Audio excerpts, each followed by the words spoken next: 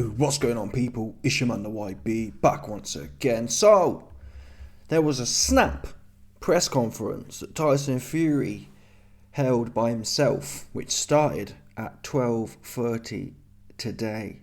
Now, this news, or kind of the news of the press conference, as far as I'm aware, came out no more than 24 hours ago, less than 24 hours ago. So, there was a lot of speculation. Hatman did a video, and I can't lie to you, if I'd have seen it at the time, 100% I'd have speculated. In fact, I probably would have guaranteed the fact that Fury was going to pull out. Yeah? Usyk isn't there. This press conference, again, it was not late notice, it didn't exist until it did. Why would Tyson Fury be coming to talk to people? I wasn't sure whether it was going to, I was pretty confident rather, it was going to be one of them, my eye, I'm a hungry fighter, and we were over ambitious with the recovery time, and I need some more time for the eye, but yeah, you best believe Usyk going to get it, and all this kind of stuff. Instead though, encouragingly enough, it was a positive press conference. In fact, Fury said, listen, if my eye opens in round 1, F it, we'll fight. So again, Fury can do what he wants, but we can't predict what he's going to do in the future. But for a man to come out and say, I'll fight if my eye goes in round 1, I'll fight. He ain't going to pull out on the eye basis. And to do this press conference at all, it's looking good, people.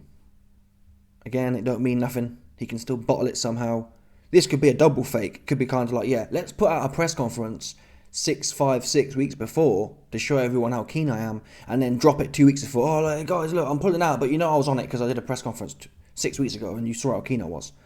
But now, my base case for a while has been he won't pull out again. Yeah, Fury had the perfect opportunity to pull out with the eye cut. Or listen, if Fury didn't want this fight, he could easily have said, hey people, make up a fake injury, a fake critical injury, I don't know, what's quite critical. Let's say, I don't know, he slipped a disc. I've slipped a disc, I've slipped a D6 disc in my back, and I'm out for 9 months, and you know what, I'm 35-year-old, fighters aren't going to come back from spinal injuries, so I'm going to call it quits. We know Fury don't need the money, he's worth at least 100. Tyson Fury will be able to touch at least $100 million.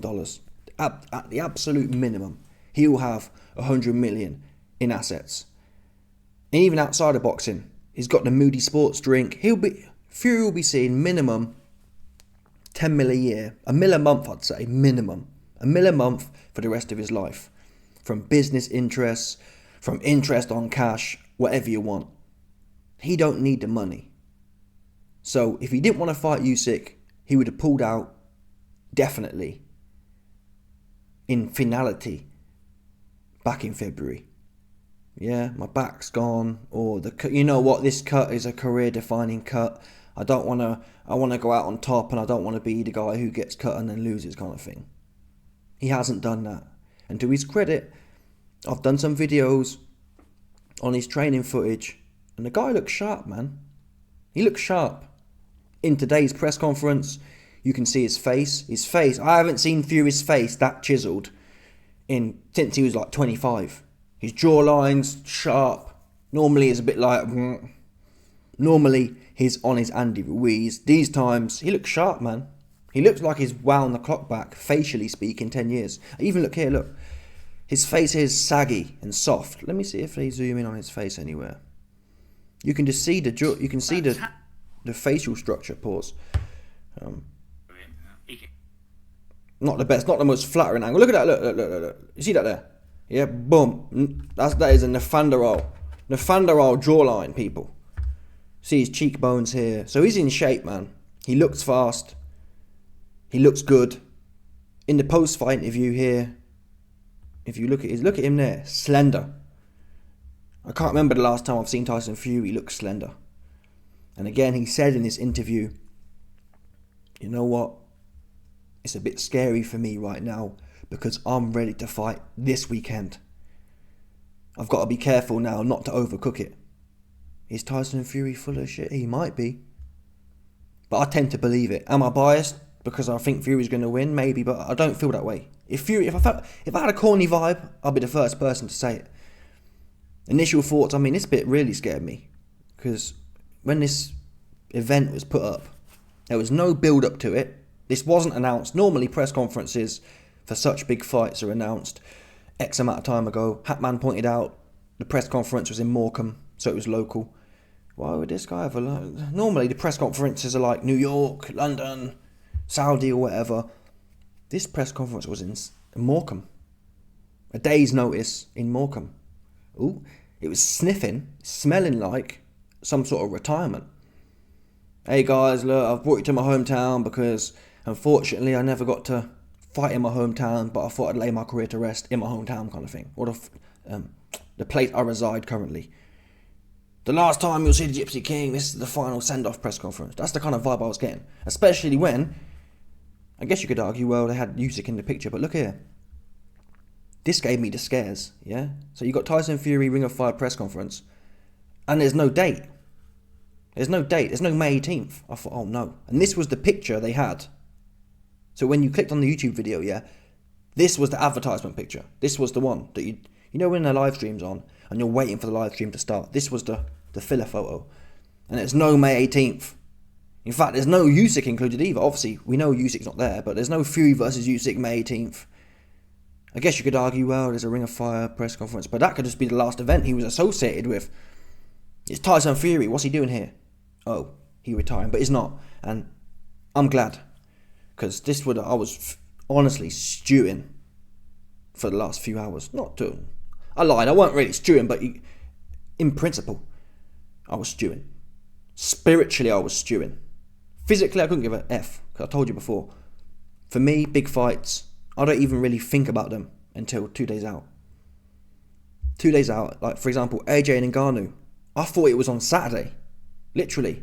Someone at the gym I work at said to me, "Oh, are you watching the fight tonight?" I said, "What, tonight?" And looked it up and it was that day. So I can't be emotionally invested for things to be pull-outs, failed tests, not worth it for me. And that's how I'm continuing to view this fight until it's on. I believe Usyk will be in the ring. I believe that. It will be. If anyone's going to pull out, it'll be Fury. However, like I've said, I don't see him pulling out. And I think Fury going to give Usyk one hell of a whooping. And if he doesn't, salute to Usyk. There should be no way Usyk wins this fight. The same way I felt really with AJ. There should have been no way Usyk beat AJ. He did. The second fight though was more controversial. Even if you think Usyk won, there's no way he won more than 1 or 2 rounds. Or won by more than 1 or 2 rounds. Usyk's only getting older. And for someone who's smaller, that youth... And yes, so listen, Fury's getting smaller as well. Fury's arguably taking more damage too. But we saw little signs in the Dubois fight. Dubois ain't got no heart, right? He don't know how to fight hard. Whatever you say about Tyson, he knows how to fight hard. Dubois don't know how to fight hard. All Dubois had was raw youth. I guess, man, listen, Dubois had some okay rounds and he knocked Usyk out. He knocked Usyk's spark out with a body shot. So, my point, there's signs there. AJ in the second fight showed signs. He didn't win, but he showed signs that Usyk can be beat, especially at heavyweight. Maybe only at heavyweight. Maybe there isn't a cruiserweight ever who could beat Usyk. And I think that if someone said to me, YB, there's not a cruiserweight in the history of the game who could beat Usyk, I'd be inclined to believe you. For me, though, it's a stretch to say there's not a heavyweight who can beat Usyk. Maybe a year or two from now we'll find out there wasn't a heavyweight who could beat Usyk. But at this point in time, I think Fury's a master strategist in as much as he ain't going to let you have nothing in your favour. In fact, he's going to try and take things from your favour.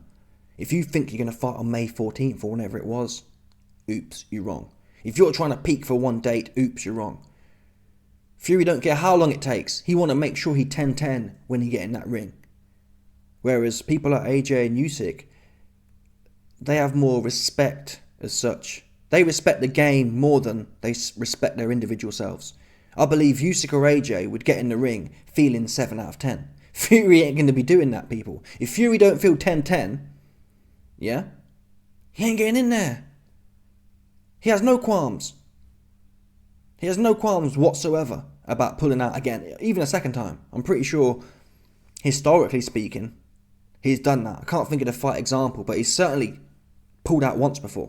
He'd been doing that. 2 times don't make no difference. Although, I've mentioned before, I think the Saudi leverage, he ain't going to mug off Prince Mohammed bin Turki Salman Sheikh. No, he's not going to mug off Mohammed bin Turki Salman Sheikh, Prince.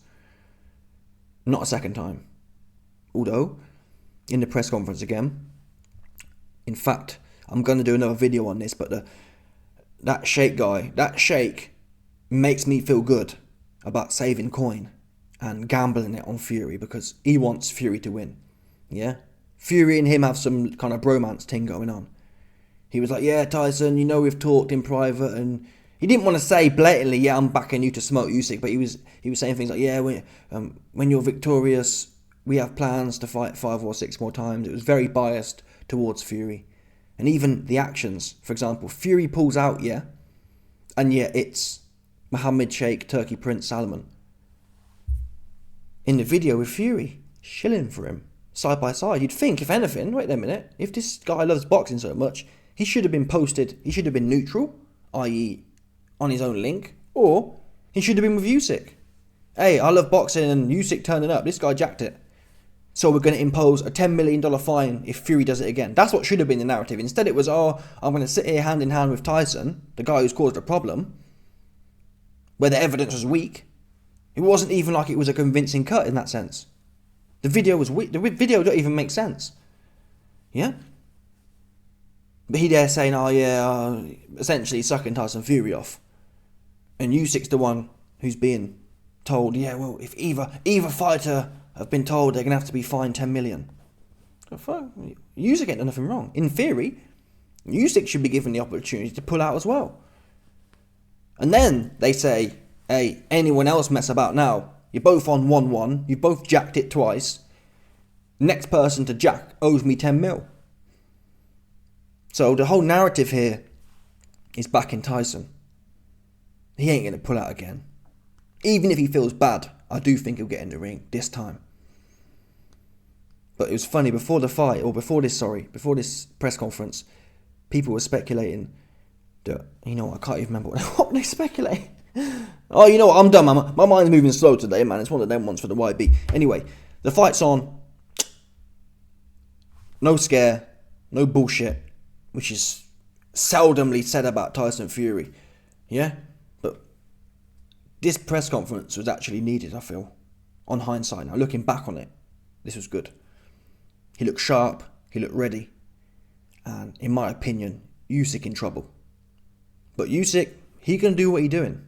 Yeah, he been doing what he doing. So we don't have to worry about that. It comes down to a question. Who is going to be the best man on the day?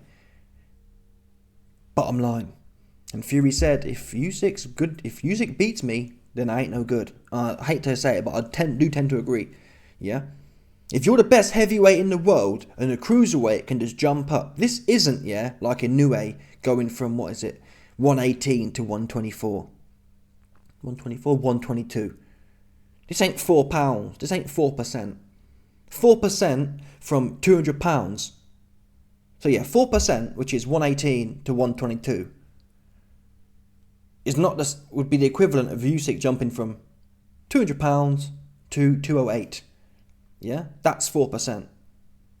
This is Usyk going from 200 pounds to 270 pounds.